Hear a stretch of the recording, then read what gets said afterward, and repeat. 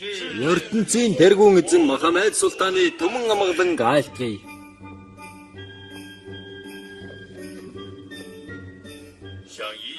Аливаа ариун дээд шудраг үнний бурлва хорвоогийн хамгийн агуу ихэд Турхан хатан таныхаа амгалан айлтгая. Наша хүрээдрээ.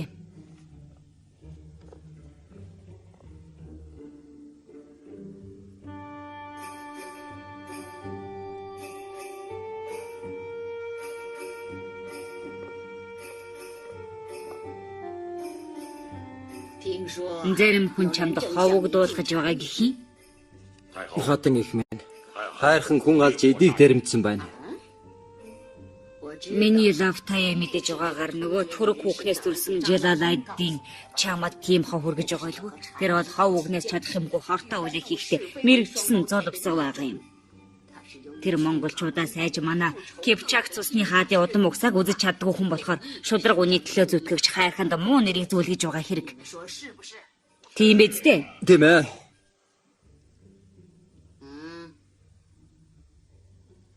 Тийм ээ. Тэгвэл тэр түрэг хүүхнээс төрсэн амьтан өөрийн дор цустай гэдгийг өөрийн үйлдэлээр баталж байгаа хэрэг. Тийм болохоор хоризмын хунтайж байх эрхгүй хүн. Тийм болохоор Кипчак цустай хатнаас төрсэн услаахыг хунтайж болгол зохиолтой гэж би бодож байна. Имээ. Зөвхөн тэрэл ертөнцийг нэрхэгч хамгийн тохирох залгамжлагч мөн. Хатан их минь. Их тагныг игэнээр толжээ. Зүйтэй.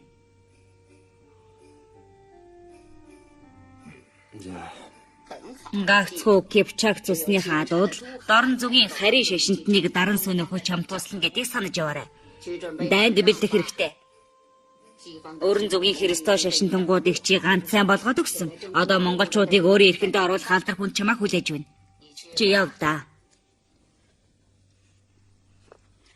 Энэ удаа хоризм руу илчилгээвээс бас л бүтлгүүтэж мэдхээр байна. Хатан бас ч тиймгүй байж мэдх юм шүү. Чамд арга байгаа мó? Мухаммед бол хоризм хүн. Тэр тентхийн нутаг орны байдлыг сайн мэдэх хүнд бол тэрнийг туслах хэлчээр явуулж болох юм шүү дээ. Тийм ээ. Тэр элч нарын аюулгүй байдлыг хамгаалж чадах юм.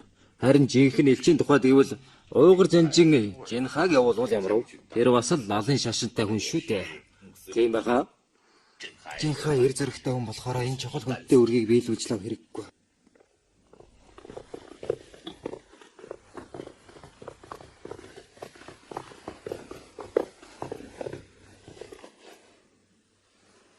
Их Монгол улсын гэлч жинхэнэ мусульман Жинхаа бивэр хоризм улсын султан хаан таны амрыг ирэн мэдчилж байна. Монголын эрхэм элч нараа халлах тэнгэр өгөмрүүлээ. Аавхан танаа Чингис хаан олон тооны заншлаач нарыг наашаа илгээж манай улсын цэрэг эдийн засгийн байдлыг тагнуулсан хэргийн төлөө уучлал гуйх гэж ирсэн нь лавтаа байлгүй дээ гэж бодож суув. Дорны эртний соёлт хятад оронд маш сонирхолтой нэг хэлцэг байдгийг эрхэм султан таалав сонсоо байлгүй. Ямар хэлцэг вэ? Чихээ таглаад хонхыг хулгайлах гэж. Юу гэсэн утгатай юм?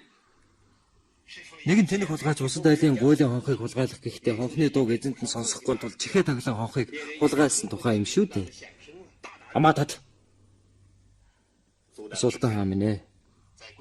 Танай Отраар хотын захирагч хайрхан үнэхээр манай 500 энгийн номхон худалдаачдыг хөнөөж эд баялагын тунс нь үнэхээр сонсгоё бэрх том нүгэл мөн өсөө мөн гэж бодож байна.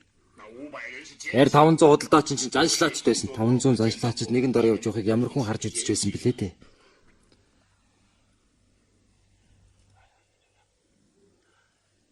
Та бодвол хүн алж эд хөрөнгийн талж авсан хайрхан гихч малтадг.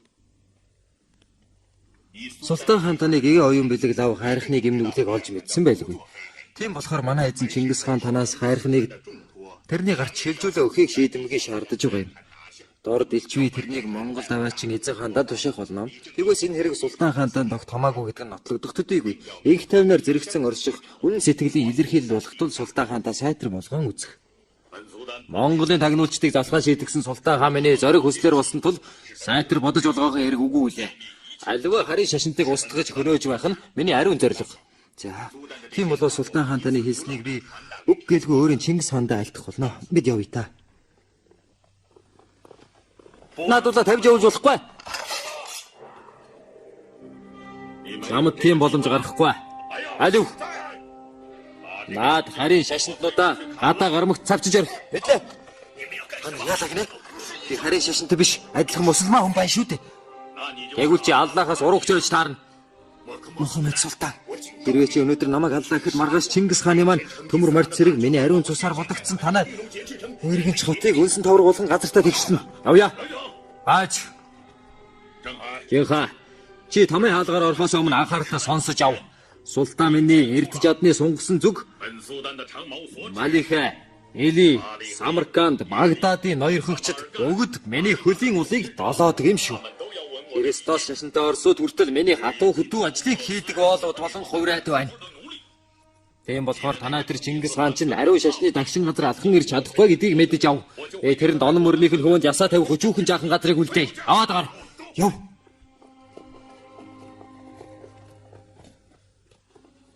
Султан хаан, та нөгөө хоёрыг үлдээж яах гэсэн бэлээ? Надад нэг бодол байгаа. Наад хоёроо шорон дагаа чад хийчих. Явцгаа. Яв.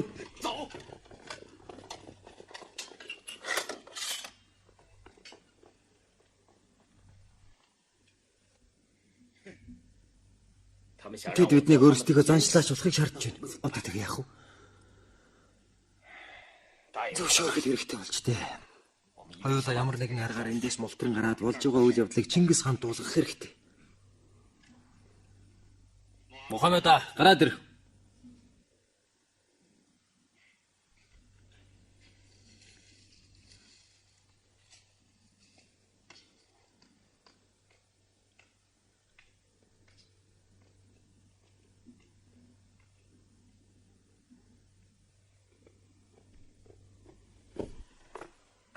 Тэр Мухаммедтэй ярьж үзв үү? Ирсэн. Тэр тэгээд бидний тагнууд болохыг зөвшөөрсөн хэрэггүй. Дагуу их султаны хүсэл зориг ямар ч хүний сүнсийг хөтлөн дагуулах хүчтэй. Тэгвэл тэрнийг дуудаад ир. Хурдл.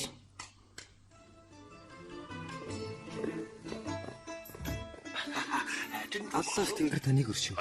Султан хаан би өөрийн биеэр чамайг хүлээн авч байгаа нь хязгааргүй их нэр төрийн хэрэг мөн. Тийм ээ тийм. Энэ нэр төр намайг насан үр дагалдсан яваг. Үгүй. Деважинд хүртэл хамт очих болтугай.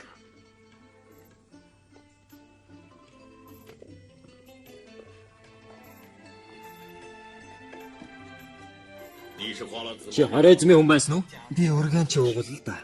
Лалын шашинт уу? Аллахын дуурд бол би билээ. Яхаар Монголыг хичүүлдэг үлээ. Би дорн зөвхт худалдаа хийж явахдаа дэлхийг байлдан дагуулагч өгөөмөр эзэнтэйгээ таарсан юм. Тантай зүрлэх юм байх үлээ дээ. Агуу их сүсэг бишрэлийн хамгаалагч минь. Миний өдөрцөн 20 эзмийн хаан тус нийт 20 дахныг эрхэндэн оруулаад байна. Ийм болохоор би дэлхий дахны ноёр хөгч гэсэн үг. Арабууд, Персүүд, Түргүүд, Оросууд, Хараг хидан гэд бүгдээрээ л миний хөл дороо сөгдөн мөргөдөг юм. Мэн хорвогийн хамгийн үдсгэлэн тод үргэн чиг эзэгнэн сууж харийн шашинтныг эрхэндээ оруулах дуулууртайгаад хүчрхэг их цэргийг захирч байна. Гэтэл танаа тэр Чингис хаанд юу байдаг юм бэ? Над хэл. Тэр нь юу ч байхгүй л дээ. Чи намайг ураагүйз.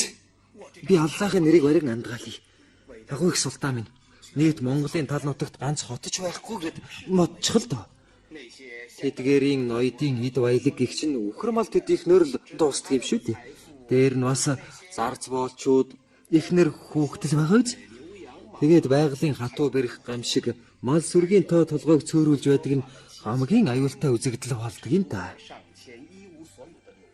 Миний санахаар бол тэнд авчихаар юм нэг ихэнх бэрч үгүй гэж хэлж болно гэж бодож байна.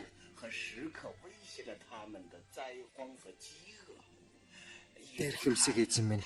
Миний хэлсэн бүхэн бүгд үнэн билээ. Тэд нар шашин шүтлэгтэй юу? Бага. Гүй байхгүй ч гэсэн болно дөө. Юу гэсэн үг юм?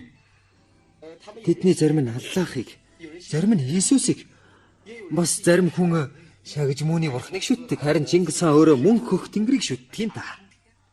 Мөн хөх тэнгэр гинэ? Тийм ээ.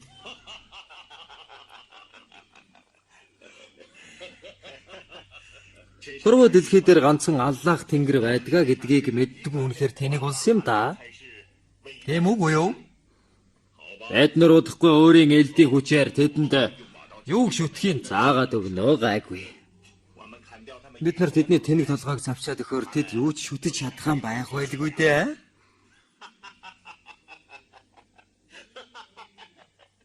Наймны хүчлэг тайзын хэлж байснаар Чингис хаанд хүчрэхэг морин цэрэг байдаг гэж дуулсан юм байна. Үгүй. Та тэдний унсан морийг харах юм бол ямар хөө болохыг л мэднэ. Яадаг гэж юу? Би өөрийн ариун сахлыг барьж амдгаалъя. 20 эзмийн цэргийн ундаг араб үлдрийн морьтой харьцуулахад тэдний морин яг л туулаа гэсэн үг. Чингис хаан юу хийж байгааг над хэлээд өгдөө. Тэрээр худалдаачдын алуулсан тухай дуулаад маш их харуулсан. Ноёдууд нь уламж их уурлаж байна лээ. Тийм болохоор алуурчиг тэдний гарт өхийг шаардаж байгаа л хэрэг. Ноёд гэдэг чи юу юм? Бидний бэк гэдэгтээ төхөж очих юм уу да? Монголын ван гүн жанжингууд юм л да. Чингис хаан дайдах санаагүй байгаа хэрэг үү? Санаа байлгүй яах вэ? Гэхдээ тэр өмнө зүгт алтан улстай баруун зүгт хар гидаантай дайтаа завгүй байгаа. Хангад улс ч гэсэн тэрэнд бас сануулгыг өдлөг юм. Тийм болохоор цэргийн хүчээ хуваах аргагүй байгаа л да.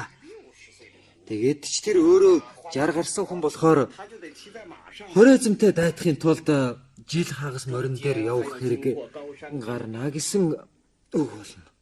Тэгээд зам зууртаа өндөр уул өргөн говийг туулах болно.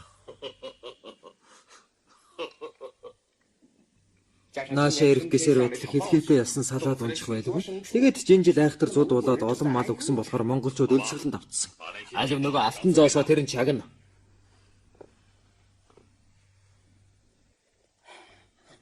Наан чин 100 алтан зоос байгаа шүү. Аллах минь. Ямар том шан харамж вэ?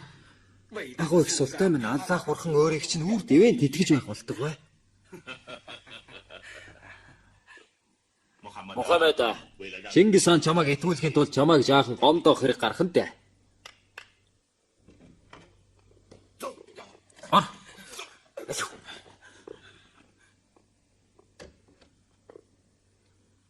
Бидний сахлын шатна. Та нар чи яаж вэ? Намайг тавиач те. Харха. Чи яах гэдэг юм бэ? Чи намайг тавил та. Тавиач. Болохгүй шүү дээ. Баруун Ляо улсын Хутан хот.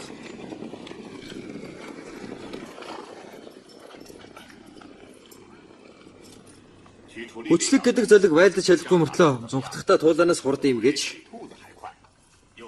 Бас энэ хот руу оргон зүгтаж амжичтэй. Бид нутгаас ороод 2 жил болжээ. Энэ хотыг эзлэх гэвэл дахин хагас жил болох байлгүй бас хэдэн хүний алдахыг хэн мэдэх үү? Тийм ч үгүй байж мэднэ. Хүчлэг явах цам нь хурдаад байгаа. Тийм болохоор өөх хугацаа ойрцсон байх учиртай. Чи тамшаалж мэддэг тарлан буух шүү дээ. Хүчлэг энэ хотын лалан мөргөлтөнгүүдийг өөрийн шашиндаа оруулах гэж шахаж байгаа гэсэн. Тэрэнд нь лалын шашинтнууд их дургу байдаг гинлээ. Тэрнээс болоод хүчлэг хамбал амыг нь лалын сүмийн үүдэнд цовдолж алсан юм гэсэн.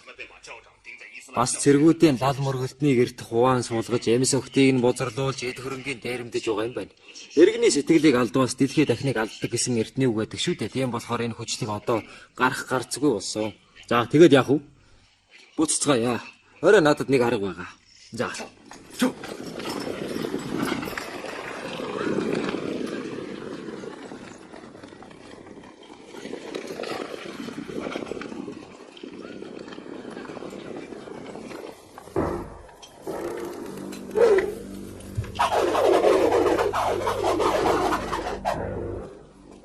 Чингис хааны улсад 7 хилдэн иргэн 6 шашинтан зэрэгцэн эв найртай оршин суудаг.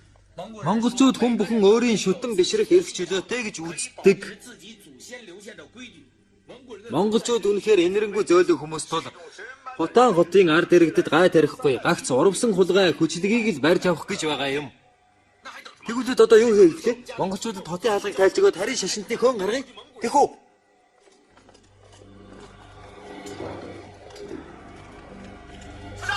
Алаад өгөөрэй. Алаад өгөөрэй.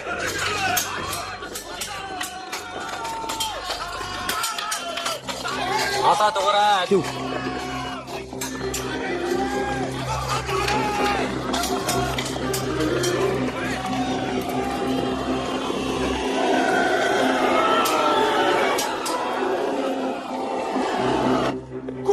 Ванта. Юу болов? Зэвийн тэр хотод ороод ирлээ. Юу гэнэ? Зэвийн тэр хотод ороод ирлээ. Ванта. Би яах болж байна? Ванта. Та яах гэж байгаа юм бэ? Чи ганцхан минийх байсаар дуусгах ч та.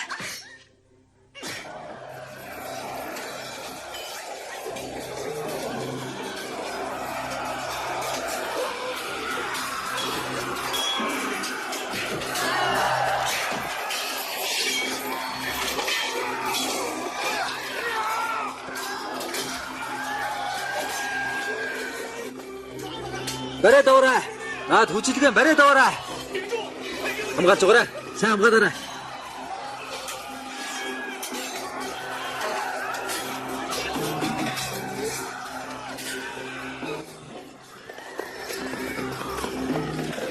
Хүчлэг байх шүү.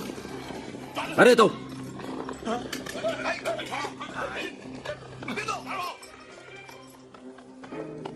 Чи хүчлэг мөн үү? Айл хүн байна уу? Байна. Атгага хөлийг нь тасрах. Базар. Энэнийг худаа хотын иргэний гараар шийтгүүл таарна. Хурд яв. Яв.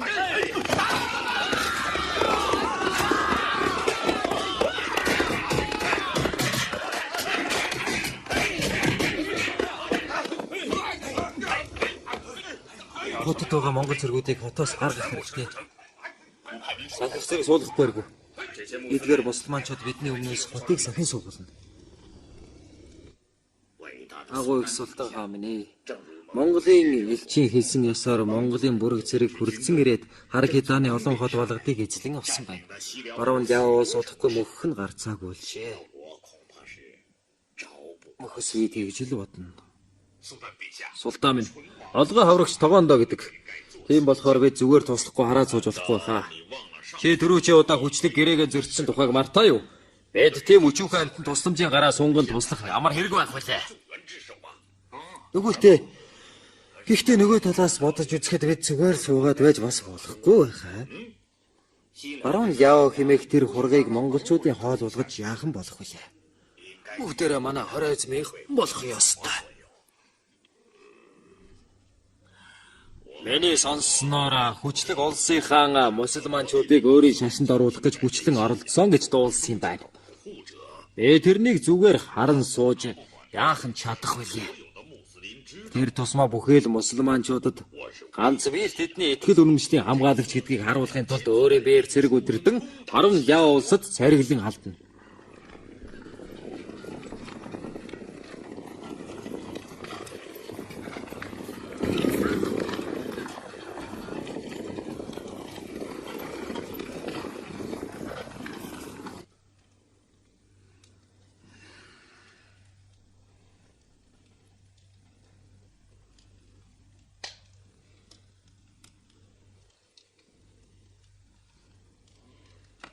Та хоёр хуурамчаар бууж өгдөг чинь тун зүйтэй. Хоройзмын султааны толгойг нэг хэсэгт эргүүлж чадсан байна. Гэвч тэд нар бид хоёрын сахлыг шатаасан шүү дээ. Сахал гэдэг бол манай мусульмануудын эрх мэдлийн бэлэг тэмдэг байдаг юм. Тэд ингэж хандаж байгаа нь бидний хоршин тогтнох эрхийг булааснаас өөрцгүй. Мухаммед аа. Чи миний төлөө энэ их том ичгүүрийг хүлээсэн хүн. Би та хоёрын сахлын ширхэг болгоны төлөө хоройзмын ноёдын амь насаар тооцоо хийх болно. Яваад амарч бай. Хаантан. Түрүүчээ удаа манай элч нарыг ансна эндүүрл байж болох талтай. Харин энэ удаа манай элчийг алдаг нь бидэнд дайн зарлж байгаа хэрэг. Хаава. Тэд нар хоёр удаа бидний элчийг алдлаа. Энэ өшөөг заавал авах хэрэгтэй. Ноён жинхаа бол хаан ахтай.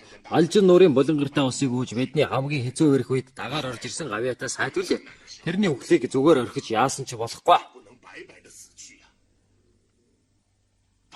Хата. Цэрэглэн хөдөлж тэр султан болон хайрхныг амьдаар барьж ирнэ. Зүгтээ. Ээж гисэн цуг яваад барьж ирмээр байна. Тэгэхээр тэдний сахлын шатаага дараа цаа зарах хэрэгтэй. Хаа эцэг минь дайтгар мордё. Хаа эцэг минь дайдий. Хантагийн удаа гарцаагүй дайтгаас өөр аргагүй болчиход байхад та юугаа хүлээгээд байгаа юм? Зэв Гуаба юу нарын тухай мэдээг хүлээж байна. Би өртөөний улаач нарыг шуурхаалan зэргийн тухай мэдээ дамжуулаа гэж хэлүүлсэн байгаа. Хантаа? Ээлүү ухаагийн суурьчдыг зөвшөөрөх учиртай юу? Ээлүү ухаа.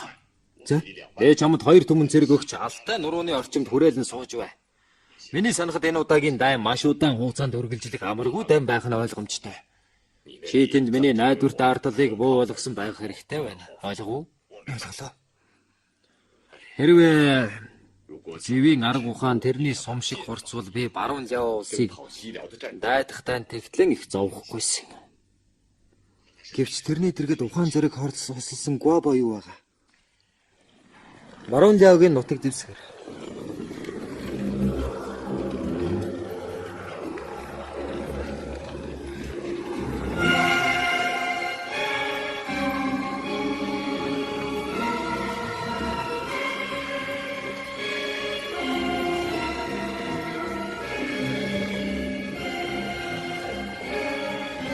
Тэр монголчуудаа харав уу? Огсороо.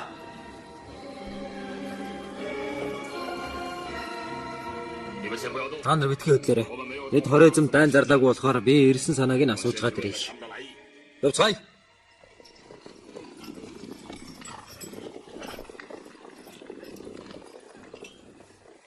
Та хоройзом улсын султан хаан мөн үү? Тийм байна. Та нар өөрсдийнхөө нэр усыг айлтгах мэдүүлэх хэрэггүй. Чи хэн байлаа ч гэсэн тун удахгүй босод монголчууд чигээ адилхан хүүр болон хувирах юм хойно доо. Альва тулдаанд цэрэг султан гэж ялгаагүй бүгдээрээ хүүр болон хувирах явдал байдаг. Харин манай Чингис хаан биднийг хоройзомтой тулдахыг хараахан тушаагаагүй байгаа шүү. Бид 8 аймгийн хунтайц хүчлэгийг даалаар ирсэн билээ.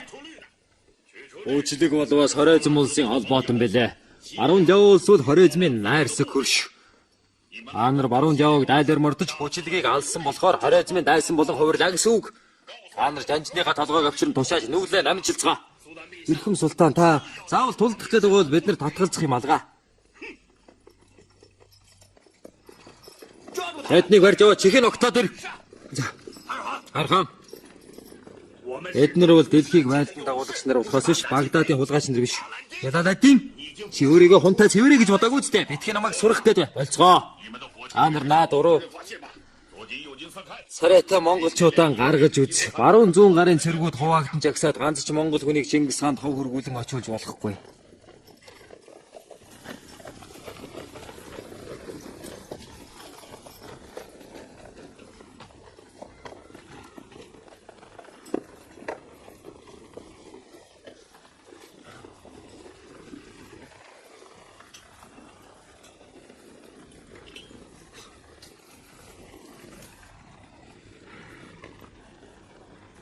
Одоо эхэлж болох байх.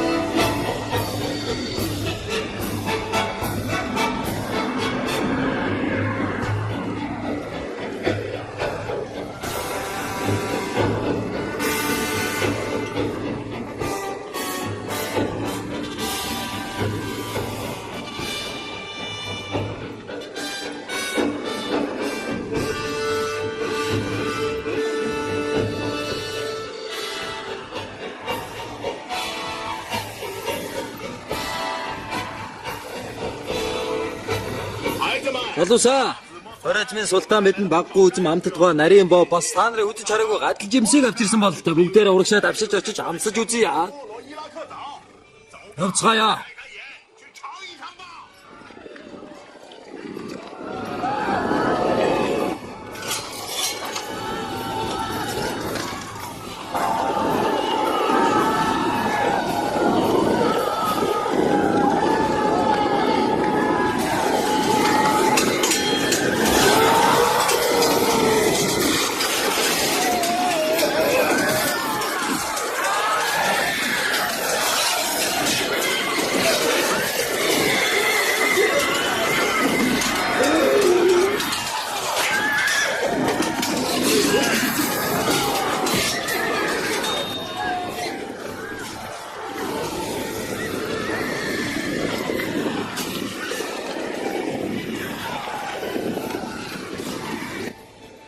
Зөв Жанжан. Энэ маягаар бол тэдэнд гарцаагүй дийлэгдэх нь ойлгомжтой болж байна. Энэ өндөр амартнуудыг дийлэхэд амаргүй болдог. Гоо Жанжан тэгээ яах вэ? Чингис хааныхаа зүрх суглах дайралтыг хэрэглээд үзүүлдэг хэрэг хаа. Ихтэй хоёр жигүүрийг давтлаад голоор нь зайгаар харна. Гол хүчрүү тарил. За, урагшаа.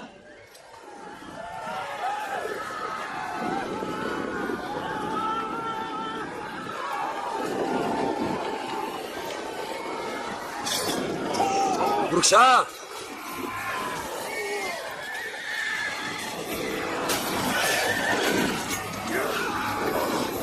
Яагаар юм болдог юм бэ? Хамгаалаарай. Хамгаалаарай.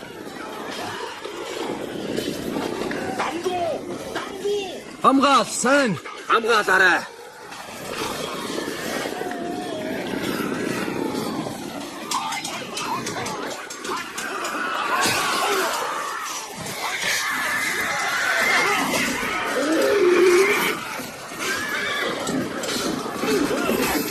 Адуусаа ухаарай. Хэдэнтэй зуралтаад яах вүлээ?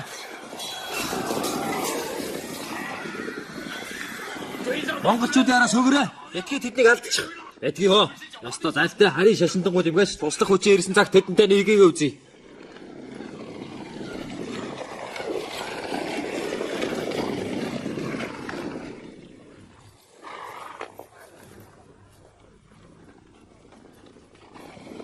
Оройзмийнхэн сүртэй юм байхгүй шиг.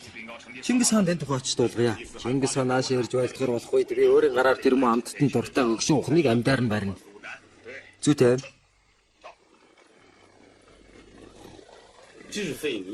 Дэлхийг байлдан дагуулагчийн түүх хэмээх сударт Оройзмын Султан хааны удаадараагийн мунхаг үйлдэлийн талаар энэ дурсан бичсэн байдаг үлээ.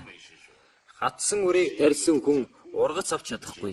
Харин хэн нэгэн хүн өшөө хорслын үрийг тарьсан байхаваас эрхгүй гайхамшигын үрийг амсах болно гэж бичсэн байдаг ажээ.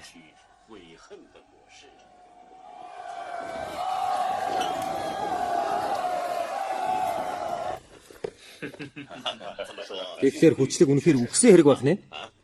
Хөдөлгөөлө өгөр хүрийг өлөн чон нэдэвж. Та нар Хоройзмын султантай тулгарсан гэсэн байхаа? Тийм ээ. Алив, дээшээ сууцгаа.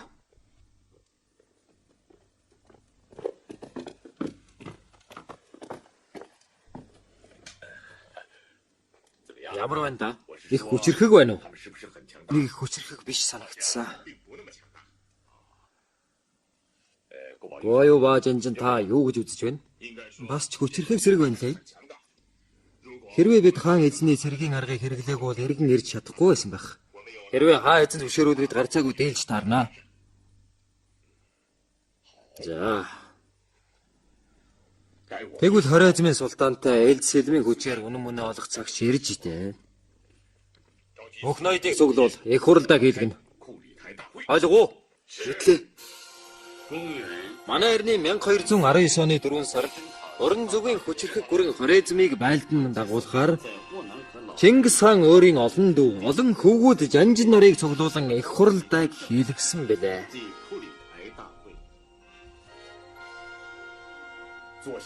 Сууцгаа да. Та бүхэн байдлыг ойлгож байгаа.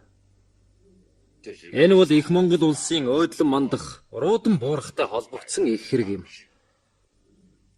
Та бүхэн байлдах, эвлэрэх, бууж өгөхийн алин болохыг ярьцгаа. Байлдаа. Алтан уургийнхэн дайны хэлбэр дээр ясаа тавина гэхээс биш бууж өгнө гэж байхгүй. Зүйтэй өөр сонголт байхгүй. Тахир сэлмний хэрээр Монгол хүний суулгийг харуулъя. Зүйтэй. Тэдний арьс шар боловч цус маань бүгдээрээ улаан билээ. Хоройзмчууд манай тийм олон хүний цусыг урсгасан болохоор бид хариуд нь тэднийг цусаар хариулах хэрэгтэй. Хайцэг. Тэд манай элчийг алсан болохоор бид тэдний тоонлчин замын хуулзуур болгоно тэдний толгоогоор оосох хэрэгтэй. Хайцэг минь та нас өндөр болсон болохоор онон мөрнийхөө эрэг дээр байж байсан дээр ухаа. Бид ялалтын дууга дуулаад ирнэ. Үгүй ээ. Би өөрийн их цэргийг өдөрлөн явж мөнх тэнгэрийн гисгэлийг тэр өөдгөө амьтдын толгой дээр буулгана. Чингис хаан минь дөрөвдүгээр дүү тэм үгүй. Гуравдугаар гүнж алфа бих. Та хоёр намайг эзгүй хаагуур Монгол улсын гал голомтыг сахин хоцорсуугаа. Би та нарт 3,000 цэрэг мар үлдээ явах болно. Та бүхэн орд өргөөгөө сайтар сахин суу. Мэдээ. Олон дүү, ураач, төмтийн ноёд, мянгатын ноёд намайг даган баруун зүгийн аян данд мордно. Булан хатан надад бараа болон явна. Харин бүрт болон бусад баг хатад орд өргөөгөө сайн сахил суух хэрэгтэй. Маргааш өглөө сүлгэт тугаа дахин холын аянд гарна. Мэдлээ. Хаантай. Дорд надад их л хайлтгал байна хаантай. Бүгдээрээ сууцгаа. Хэлэх үгэн хэл. Босоод ир.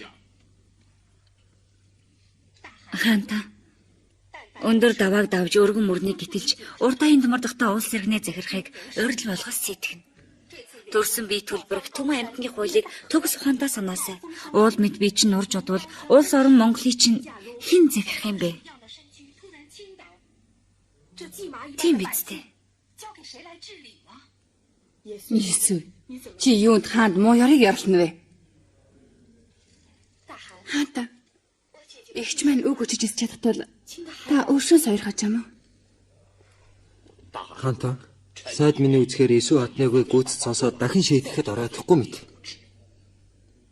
Хаан эснийг хараан зөвхөгийг дууссан сонсох гэж юу? Юун татаар хүүхэн хаан эзнийг хараан зүхэж яахан болох вэ? Би өдөө насалсан атлаа хатирд морийг унаж харах сумыг барин одох гэж байхад хаан эзэн та насан хутаг урт байлгүй яах вэ? Чингис хаан төм нас болтугай.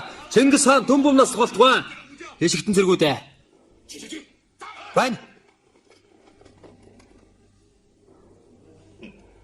Монх тэнгэрийн хүч чадал надад эрч хүч өгч байхад би ганц хүүхний хараал зүхлээс айх хэрэггүй.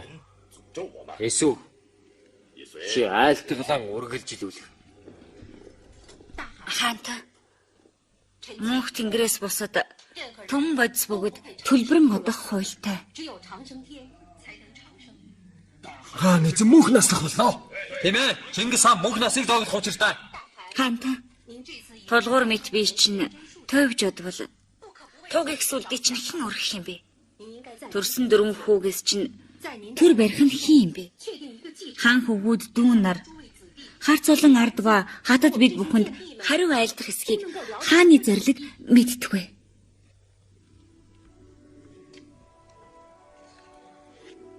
Шоомэргэн.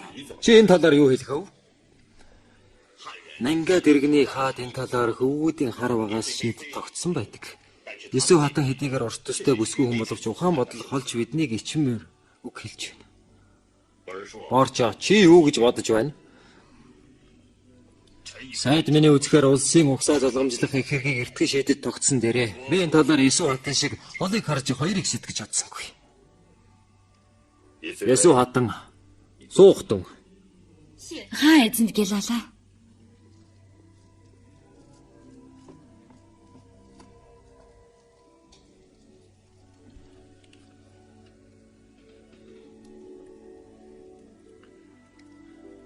Хатан хүн боловч Есүс хэлсэн үнэхээр зөв гэжээ. Би өвгдийн хойноос одохгүй мэт өөрөө мартсныг саналаа. Үхэл надаас тойрох мэт үнэхээр сансангүй явж. Би баруун зүгийн байлдаанд үхэгсэхэн мэдэхгүй л дээ. Гэхдээ юундаа уйлсан юм бэ дээ. Этгийг уулзгаа. Морин дэлэн дээр үхэх гэдэг Монгол баатарийн бахархал.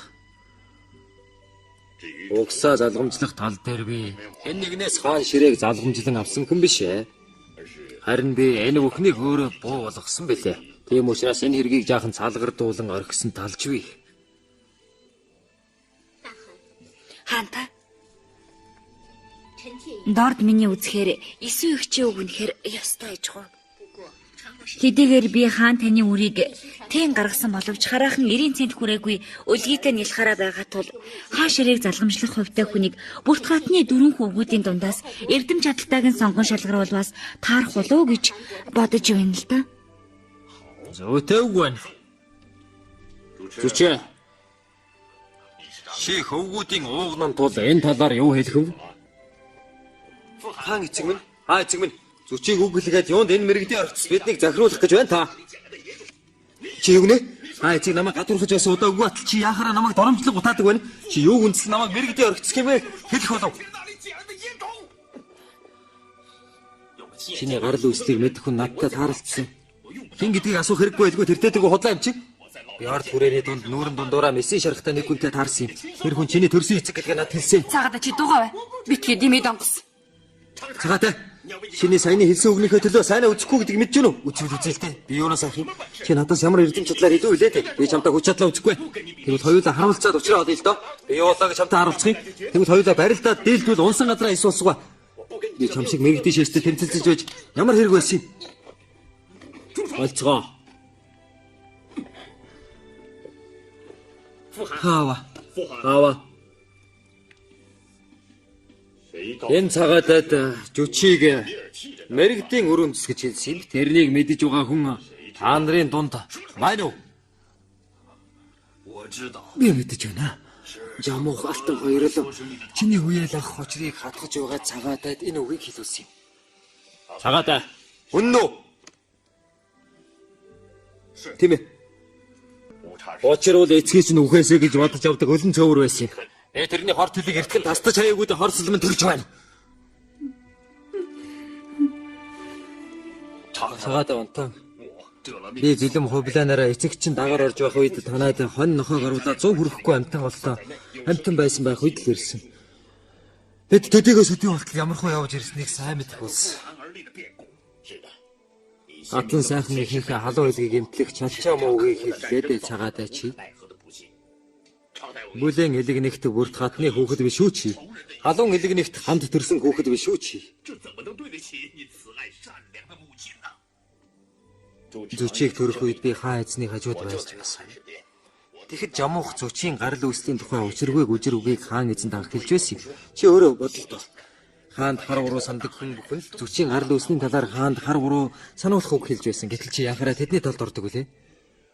Эвэлдээ тэсэн ихийн хэтэрхий ачийг мартаж хэдэр үгээр гомтгол эзээч баясгаж чаддаггүй юм даа хүм. Хөхтөнгөр минь. Миний энэ наснд амс уулийн үр дуусах болоогүй гэж чи үдээ. Би 60 гаруй насчаад ийм үзэж байх гэжтэй. Мэрэгч, хатаа их минь. Уулийн үр гэж энэ байх та.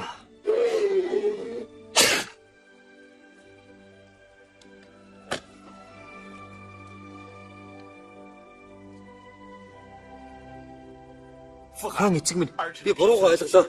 Би буруугаа ойлгосон. Ээжи баарч ах тэд нар хоёр дахь загнасан шүү дээ.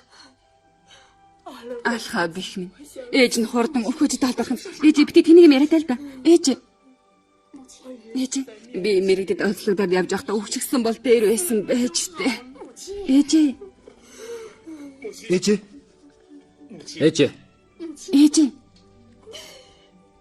Хоёулаа эндээс танилцгаа. Аха. Би хүртэл Тимүлийг чи ярьж байсан үгийг итгэдэг юм шүү дээ.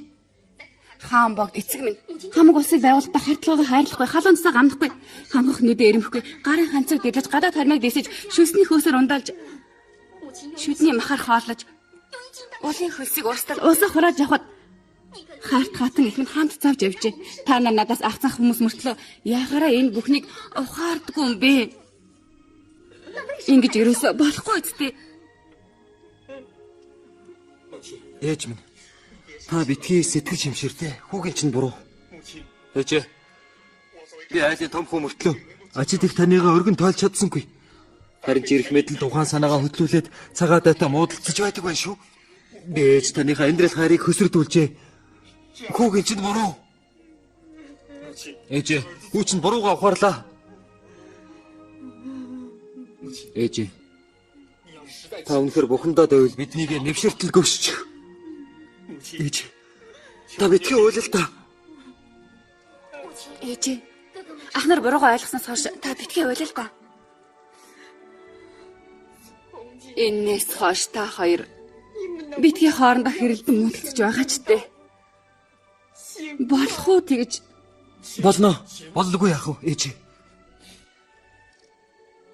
За тэгвэл хаан эцэг дээр очиж буруугаа хүлээцгээд дээ. За ээж.